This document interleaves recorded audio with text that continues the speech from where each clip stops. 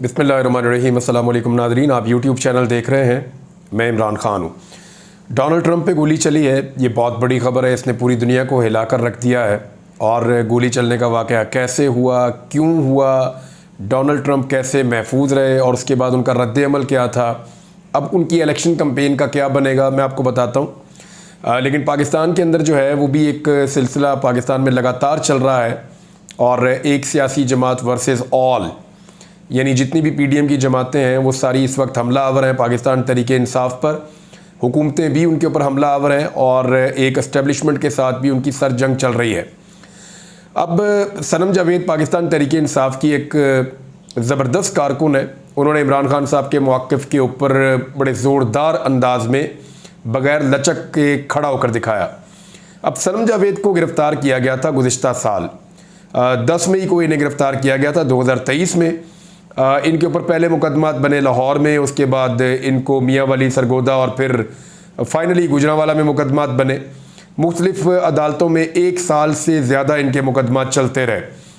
लगभग 1 साल और 2 महीने यानी 14 महीने गुजरने के बाद लाहौर हाई कोर्ट ने बिलाकर एक बड़ा ज़बरदस्त फ़ैसला दिया और उस फैसले के नतीजे में सनम जावेद की रिहाई पंजाब से मुमकिन हो सकी। लेकिन 14 महीने लग गए उनको ये साबित करने में कि वो दहशतगर्द नहीं है, उन्हें ये साबित करने में कि उनके ऊपर बने हुए मुकदमात जितने भी पंजाब में बनाए गए हैं वो मुकदमात गलत हैं। मियाँ अली अशफाक ने बड़े ज़बरदस्त अंदाज में ये मुकदमे लड़े। मैं एक दिन मियाँ अली अशफाक के साथ बैठा हुआ था, गालिबन उनके घर पे ही हम बैठे हुए थे, और मैंने ये कहा कि इससे पहले तो कभी भी औरतों के साथ इस तरह का रवैया स्पेशली पंजाब में तो नहीं हुआ, और सियासी जमातों की ख़वातीन के साथ हमने अपने करियर में ये सब कुछ होते हुए ऐसे नहीं देखा।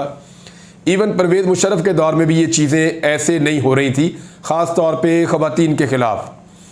तो इस पे मियाँ अली अशफाक ने कहा जी अब मैंने ये मुकदमे खुद लड़ने हैं। ये काफ़ी पहले की बात है। तो उसने वादा किया था उस दिन हम लोग जो वहाँ बैठे हुए थे उन लोगों से कि एक दिन मैं इन ख़वातीन को भी आज़ाद करवाऊँगा। तो आज ऐसा लगा कि अली अशफाक ने अपना वादा पूरा किया, क्योंकि जब गुजरांवाला से लाहौर हाई कोर्ट ने बड़े ज़बरदस्त अंदाज में एक तफसीली फ़ैसला जारी किया, उस फैसले में सनम जावेद की रिहाई मुमकिन हुई। लेकिन उसके बाद फिर उनको इस्लामाबाद पुलिस पकड़ के ले गई और इस्लामाबाद में इनके ऊपर जो मुकदमा बनाया गया वो FIA का मुकदमा था। और सहाफ़ी साकिब बशीर हैं जो अदालतों को कवर करते हैं, कानूनी मामलात को बहुत अच्छे तरीके से जानते हैं, बड़े मजबूत सहाफ़ी हैं। उनकी तहरीर से आपको अंदाज़ा हो जाएगा कि एक्चुअली ये किस नौइयत का मुकदमा था, या रियासत एक्चुअली क्या इस वक्त सलूक कर रही है अपने उन लोगों के साथ जो सियासी नुक्ता नज़र से इस वक्त एक डिफरेंट ओपिनियन रखते हैं। सनम जावेद के ख़िलाफ़ FIA की FIR पढ़कर बंदा सर पकड़ लेता है, ये साकिब बशीर साहब लिख रहे हैं। फिर आगे वो लिखते हैं 10 मई 2023 को सनम जावेद के X अकाउंट से आखिरी ट्वीट हुई थी। उसके बाद से उसकी दर्जन भर मुकदमात में रिहाई गिरफ्तारी चल रही है। फ़र्ज़ कर ले कि कोई ऐसी ट्वीट थी जिस पर मुकदमा बनता था तो 11, 12, 13 मई 2023 या उसके एक हफ्ता बाद या 10 दिन बाद FIA में मुकदमा बना लिया जाता। लेकिन ऐसा नहीं हुआ। FIA ने सिर्फ 14 माह तक इंतज़ार किया। उसके बाद जब मुकदमा 4 रोज़ कबल 10 जुलाई 2024 को दर्ज हुआ, यानी पूरा साल इंतज़ार करके 14 महीने इंतज़ार करके मुकदमा दर्ज किया 4 दिन पहले कि जनाब अब हमें पता चला है कि ये औरत ने ये किया था 1 साल और 2 महीने पहले, लिहाजा वो मुकदमा दर्ज कर रहे हैं। और ऐन इस वक्त जब लाहौर हाई कोर्ट को बताया गया कि सनम जावेद के ख़िलाफ़ पंजाब में अब कोई और केस नहीं है, मतलब कि आखिर ही हो गई है। इदारे ऐसे ही तबाह नहीं होते, कुछ ना कुछ मेहनत करना पड़ती है। इस मेहनत की एक ज़िंदा मिसाल मुझे ये केस भी लगा है। यानी अब अंदाज़ा करें कि ये हो रहा है। मियाँ अली अशफाक से मेरी बात हुई, मेरी सनम जावेद से भी बात हुई, उनकी वालिदा और उनके वालिद ने भी मुझसे बात की। उसी टेलीफोन पे जब मैं अली से बात कर रहा था मैंने उसे फ़ोन किया, मैंने कहा यार तूने अपना वादा पूरा किया। तो मुझे लगा कि अली जो है जब बात कर रहा है मेरे साथ तो वो उस तरीके से बात नहीं कर रहा, थोड़ा जल्दी में है। और जब मैंने उनके वालिदैन से बात की तो मुझे फिर अंदाज़ा हुआ कि ये लोग अभी परेशान हैं किसी वजह से, बट दे वर हैप्पी कि कम से कम आज़ादी तो हो गई है सनम जावेद की और वो आज़ाद फ़िज़ा में सांस ले रही है। इसके लिए जज मलिक इमरान जो ड्यूटी जज थे आज एतवार वाले दिन, वो बहुत तारीफ़ के मुस्तहिक हैं। उन्होंने बड़ी दलेरी से फ़ैसला दिया है। नॉर्मली ऐसा होता है कि एक तारीख डाल देते हैं जब एतवार वाले दिन कोई जज बैठे तो, लेकिन उन्होंने बाकायदा इस केस को सुना। आर्गूमेंट सुनने के बाद उन्होंने बड़ा बहादुरी वाला फैसला दिया। और ये मैं आपको बता रहा हूँ ना, बहुत दफ़ा पहले भी मैंने आपको बताया कि लोअर जुडिशरी के अंदर बहुत बड़े बड़े हीरोज़ हैं, बहुत बड़े बड़े हीरे हैं, जिन्होंने बदतरीन दबाव के बावजूद बेहतरीन फैसले दिए हैं। हाई कोर्ट्स के जजेस हैं, सुप्रीम कोर्ट के जजेस हैं, और अब ऐसा लगता है कि अदलिया अपनी स्पेस रीगेन कर रही है और जो दबाव है उसको मुस्तरद कर रही है लगातार, और इंसाफ और कानून पर मबनी फैसले कर रही है। सनम जावेद को दोबारा गिरफ्तार कर लिया गया। वो कैसे? अली ने मुझे बताया कि जब हम निकले अदालत से तो वहाँ मीडिया बहुत ज़्यादा था, लोग भी बहुत थे, तो वहाँ पे सनम को गिरफ्तार नहीं किया गया, बल्कि हमारे पीछे कुछ गाड़ियाँ लग गई थी। हम अपने दफ्तर में आ गए और दफ्तर में आकर बैठ गए। फिर उसके बाद दफ्तर को घेर लिया गया। थोड़ी देर के बाद सादा कपड़ों में भी लोग आ गए, उन्होंने भी दफ्तर को घेर लिया। और फिर पुलिस आई और पुलिस ने तकादा किया कि सनम जावेद को गिरफ्तार करवाया जाए, तो फिर वो फ़ौरन बाहर आ गए। बाहर आकर हंसते हंसते विक्ट्री का निशान बनाकर सनम जावेद ने एक दफ़ा फिर गिरफ्तारी दे दी। मैंने अली से पूछा आप क्या? उसने कहा जी एक और मुकदमा होगा, हम सुबह अदालत में जाएंगे फिर आज़ाद करवा लेंगे, फिर एक और मुकदमा होगा, अगर डालेंगे तो हम एक और मुकदमे में आज़ाद करवा लेंगे। लेकिन इस ज़िदबाजी के अंदर या इस जबर और फस्तायत के अंदर रियासत पाकिस्तान का नुकसान हो रहा है, शायद इस बारे में कोई नहीं सोच रहा। जो ऊपर से अहकामात आ जाते हैं और ख्वाहिशात पूरी करने के लिए लोगों को गिरफ्तार किया जा रहा है, और ऐसा लगता है कि रियासत का या रियासती इदारों का दिल नहीं भर रहा। लेकिन इससे पाकिस्तान का इम्पैक्ट पूरी दुनिया में क्या जा रहा है? पाकिस्तान की बदनामी हो रही है, कोई नेक नामी तो नहीं हो रही। और आम आदमी का पाकिस्तान की रियासत और रियासती इदारों से जो एक गिला और शिकवा है वो बढ़ता चला जा रहा है, क्योंकि ये खबरें हाईलाइट होती हैं, लोगों के अंदर बदएतमादी पैदा होती है। और जिस मुल्क के अंदर इस लेवल की बदएतमादी होगी उसकी इकॉनमी कैसे बेहतर होगी, वहाँ पे मईशत में या सियासत में इस्तेहकाम कैसे आएगा? इस सवाल का जवाब मुझे समझ नहीं आता। बहरहाल सनम जावेद ने दोबारा गिरफ्तारी दे दी है, देखते हैं अब इस केस में और क्या होता है। डोनाल्ड ट्रंप का एक बहुत बड़ा मामला है, वो मैं आपके साथ शेयर कर देता हूँ। डोनाल्ड ट्रंप एक्चुअली पेंसिल्वेनिया में मौजूद थे जब उनके ऊपर ये अटैक हुआ है, और ये बटलर का इलाका है जहाँ पे वो एक तकरीब से जो उनकी इलेक्शन से मुताल्लिक थी उससे खिताब कर रहे थे। डोनाल्ड ट्रंप ने आज अपने नायब सदर के उम्मीदवार का ऐलान करना था। इस मौका पर उनके ऊपर एक गोली चली। गोली चलाने वाले का नाम अभी तक नहीं बताया गया, लेकिन FBI ने उसकी शनाख्त कर ली है। अभी उसको खुफिया रखा गया है। इस मामले के ऊपर मज़ीद तहकीकात की जा रही हैं। वहाँ पे एक रूफ के ऊपर जो है वो गोली चलाने वाला मौजूद था। एनी शाहिदीन ने कुछ चीज़ें उस वक्त रिपोर्ट की। उन्होंने कहा गोली चलने के वाक़े के बाद कि हमने पुलिस को बताया और बार बार बताया कि वहाँ पे कोई शख्स ऊपर मौजूद है और उसके पास हथियार भी है, लेकिन इसके बावजूद पुलिस ने या सिक्योरिटी फोर्सेज ने इस बारे में तवज्जो नहीं दी। और फिर एक और वीडियो दिखाई जाती है जहाँ पे ट्रंप के ऊपर वाली साइड पे भी पीछे एक स्नाइपर मौजूद था। गालिबन इसी ने बाद में हिट किया है फायरिंग करने वाले को। फायरिंग करने वाले ने फायर किया। डोनाल्ड ट्रंप के दाएं कान का ये जो ऊपर वाला हिस्सा होता है, ये एरिया, यहाँ से गोली छू कर निकल गई। ट्रंप ने फौरी तौर पे अपने कान पे हाथ रखा और ज़मीन पे नीचे बैठ गए।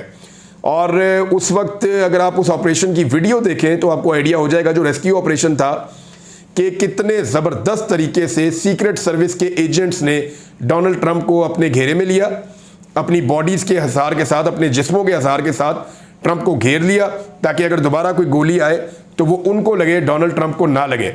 उसके बाद जिस अंदाज में उन्होंने एक दूसरे से शाउट करते हुए, चीखते हुए कि आर यू रेडी, अब हम एक साथ उठेंगे, एक साथ ट्रंप को यहाँ से निकालेंगे, तो वो लगा कि बहुत प्रोफेशनली उन्होंने इस मामले को डील किया है। बड़े ज़बरदस्त सिक्योरिटी के इंतजामात कम से कम गोली चलने के बाद थे। डोनाल्ड ट्रंप पे जिस शख्स ने गोली चलाई उसको मौका पर ही मार दिया गया। यानी अगर उसको ना मारा जाता तो वो गोलियां चला रहा था लगातार, वो और गोलियां भी चला सकता था। जो वहाँ पे मौजूद लोग थे हाजरीन, उनमें से एक शख्स को गोली लगी है और वो वहाँ पे मारा गया, जबकि जो हमलावर है वो भी मारा गया। और डोनाल्ड ट्रंप जो है वो अब महफूज हैं। डोनाल्ड ट्रंप ने बाद में बताया कि उनको तिब्बी इमदाद दी गई कि मेरे कान के ऊपर वाले हिस्से पे गोली लगी है और मुझे फ़ौरन आइडिया हो गया था कुछ गलत हो रहा है और मैं ज़मीन पे बैठ गया। डोनाल्ड ट्रंप ने गोली लगने के बाद उठकर वही किया जो इमरान खान साहब ने किया था। लेकिन डोनाल्ड ट्रंप के कान पे गोली लगी है और ये जो ब्लड है वो सारा उनके चेहरे पे फैला हुआ था, उनके हाथ पे भी लगा हुआ था। इमरान खान साहब को गोलियां जो है वो उनकी टांगों पे लगी थी और वो ज़्यादा गहरे ज़ख्म थे, लेकिन दोनों ने बड़ा मजबूत करैक्टर शो किया है। इमरान खान साहब ने भी निकल कर मुक्का लहराया था, तकलीफ उनके चेहरे पे नज़र आ रही थी, वो बहुत ज़्यादा उनकी ब्लीडिंग हो रही थी।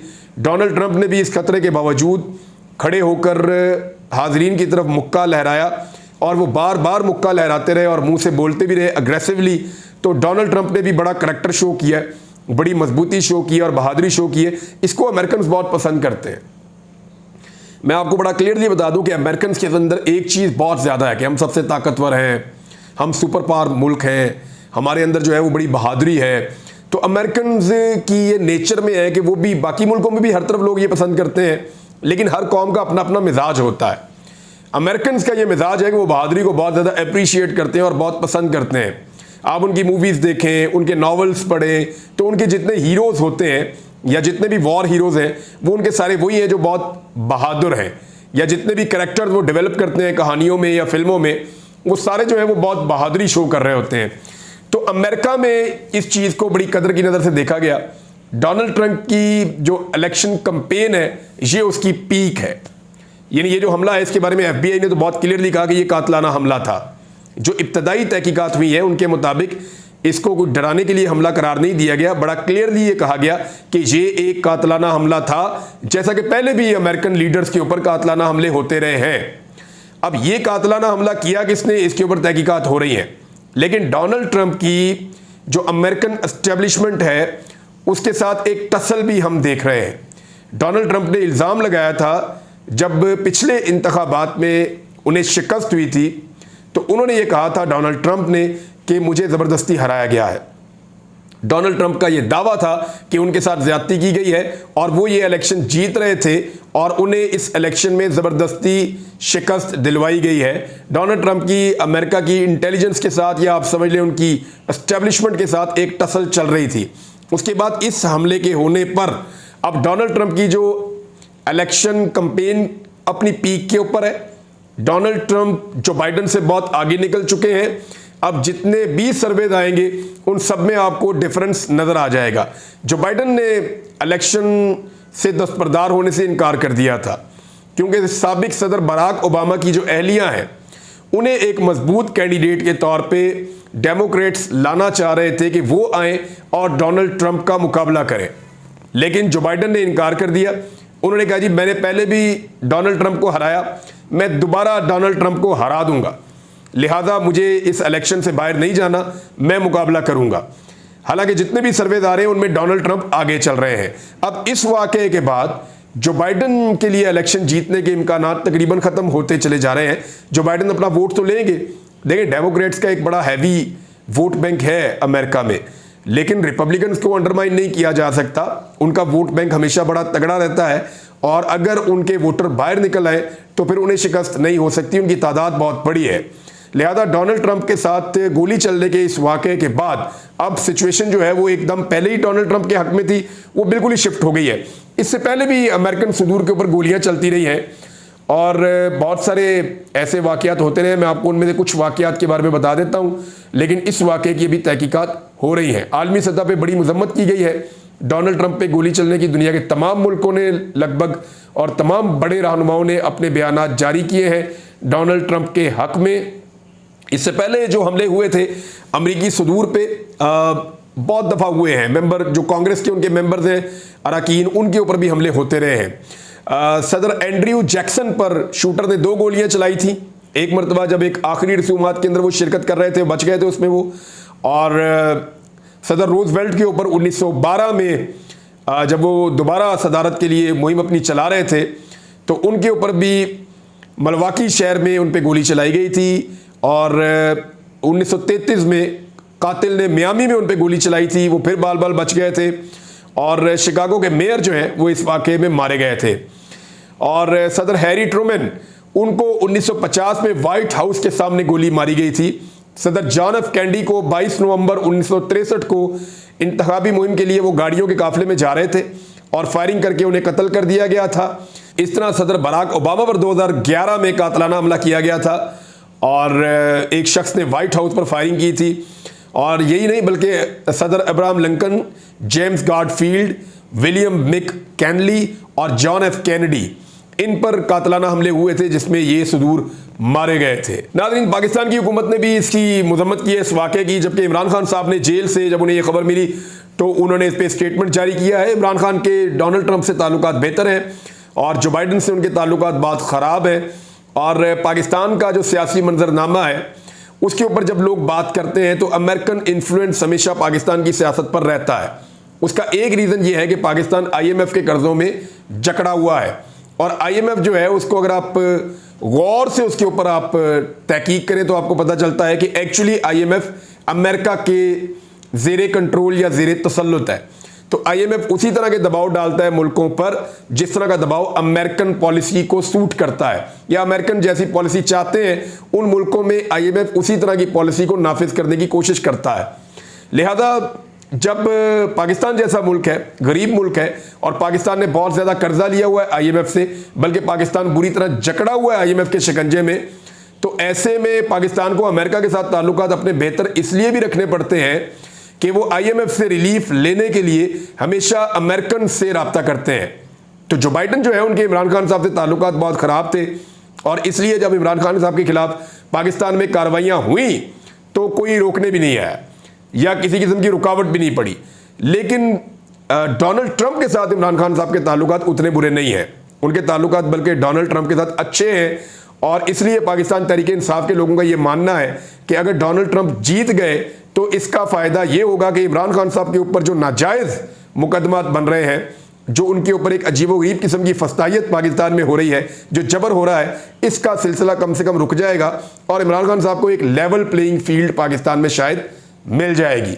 लेकिन देखिए, पाकिस्तान के फैसले और पाकिस्तान के मामलात ये पाकिस्तान को ही देखने चाहिए, पाकिस्तान के बाहर से नहीं होने चाहिए, चाहे वो अमेरिका है चाहे वो IMF है। हमने कर्जा लिया हुआ है, हमने ही कर्जा वापस उतारना है, लेकिन उसके लिए हमें अपनी पॉलिसीज को ठीक करना पड़ेगा, अपने कदमों पे खड़ा होना पड़ेगा। ये जो तरीकाकार है कि सबकी बातें मानो और उनसे रिलीफ लो, तो ये फिर एक आज़ाद और खुद मुख्तार मुल्क नहीं रहता। बहरहाल जो रियलिटी है, जो ग्राउंड रियलिटी है, वो यही है कि अमेरिकन इलेक्शंस में कौन जीतेगा उसका फर्क पाकिस्तान की सियासत पे और पाकिस्तान के अंदरूनी हालात पर पड़ेगा। तो इमरान खान साहब ने जो स्टेटमेंट दिया है, उन्होंने कहा कि शदीद मजम्मत करता हूं। अपने बयान में उन्होंने कहा कि सियासी तशद्दुद बुज़दिलों का काम है, जमहूरियत में इसकी कोई जगह नहीं है। बहरहाल एक फ़ोटो बहुत ज़्यादा सर्कुलेट हो रही है, ये आप भी देख लें। एक तरफ मुक्का लहरा रहे हैं इमरान खान साहब और एक तरफ डोनाल्ड ट्रंप। दोनों की अपने अपने मुल्क की एस्टेब्लिशमेंट से नहीं बनती, और दोनों जो है वो एक जैसा करैक्टर भी शो कर रहे हैं, और दोनों जो है वो दोबारा इक़्तिदार में आने के लिए कोशिश भी कर रहे हैं। अब तक के लिए इतने, अपना ख्याल रखिए, अपने चैनल का भी। अल्लाह हाफ़िज़।